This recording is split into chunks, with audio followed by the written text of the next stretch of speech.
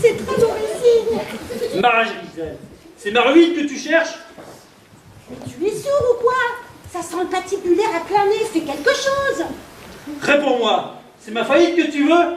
Tu sais pourtant à quoi tient la réussite de la chaussure dans tes mouflons? À mon sommeil. Si je ne dors pas, je chausse mal, et si je chausse mal, je dors plus la nuit, et dans un mois, c'est le crack, la crise. Et qu'est-ce que tu préfères? La crise, le crack ou la vie? Mais puisque je te dis qu'il n'y a personne derrière cette porte, Alors qu'est-ce qui craque le plus comme ça depuis 10 minutes? je sais pas moi, le chat, un rat, le chauffage. Mais non, Georges, le chat miaule, le rat gratte et le chauffage goutte. Alors, bah, c'est Monsieur Siphon du bar, notre voisin. Monsieur Siphon du bar est beaucoup trop bien élevé pour craque-pouiter, surtout à cette heure-là. C'est dans ta tête, Marie-Gisèle, dans ta tête. Et dans la tienne, qu'est-ce qu'il y a? Rien. Tu ne vois rien, tu n'entends rien, tu ne lis rien, même pas les journaux. Si au moins tu lisais les journaux au lieu de vivre dans les pieds des autres, tu saurais que dans cette ville, depuis 3 mois, il y a un cambriolage criminel toutes les 2 heures. Bon, on a 20 minutes encore. Ah non, là c'est trop. Qu'est-ce que tu fais? Je me lève. Pourquoi? Comment ça, pourquoi? Ça fait 10 minutes qu'un sadique double chromosomé, assoiffé de sang, rôde devant notre porte, et la seule chose que tu trouves à me dire, c'est que ta famille a connu Louis X le Hutin. Et tu voudrais que je partage une seconde ta couche? Non. Marie-Gisèle. Il n'y a plus de Marie-Gisèle. Les thés me tombent des yeux. Les quoi? Les thés. Je vois clair tout à coup. Tu m'apparais enfin tel que tu es. Après 10 ans de mariage tyrannique, je découvre enfin ton vrai visage. Une bouillotte de lâcheté tienne. Et dire qu'il aura fallu qu'il y ait menace en la demeure. Péril? Quoi?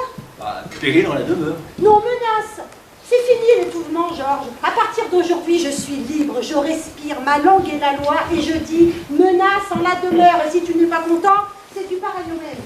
Mais qu'est-ce que tu cherches exactement? À me ruiner? À me réduire à la famine? Est-ce que je mange des miettes de topinambour sur des tapis usés?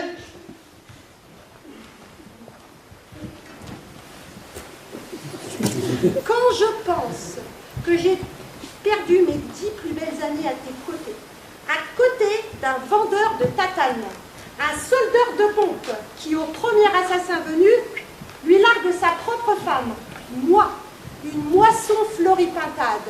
Parce que ma famille aussi, elle a connu Louis X le Hutin. Mais nous, au roi, on leur vendait pas des grolles, on les éduquait. C'est un moisson floripintade qui a appris à lire à Pépin le Bref quand il était petit. Alors, c'est pour te dire. Ça, c'est la meilleure. Et comment tu l'as appelé, le soldeur de ta taille, lorsque tu l'as rencontré la première fois au bal? Hein? Comment tu m'as appelé lorsque je t'ai offert une pantoufle de verre?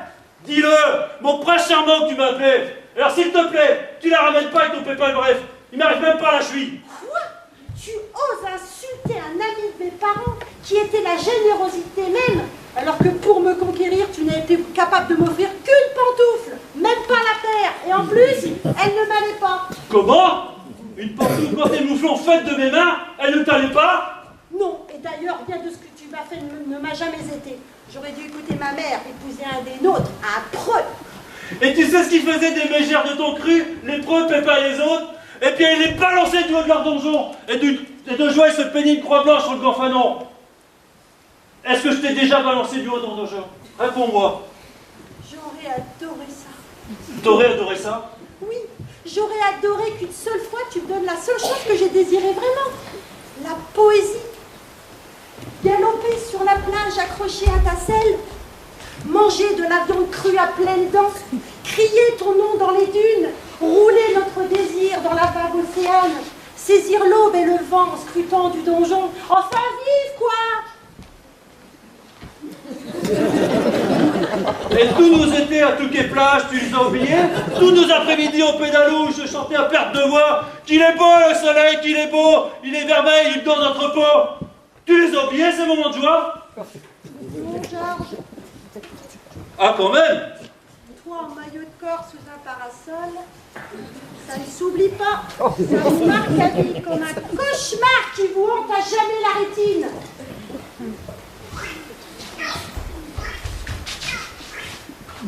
Alors, hein? On fanfare au moins maintenant. Qu'est-ce que tu attends? Comment ça, qu'est-ce que j'attends? Des fois, pour sortir, pour te battre. Mais pourquoi tu veux que j'aille me battre?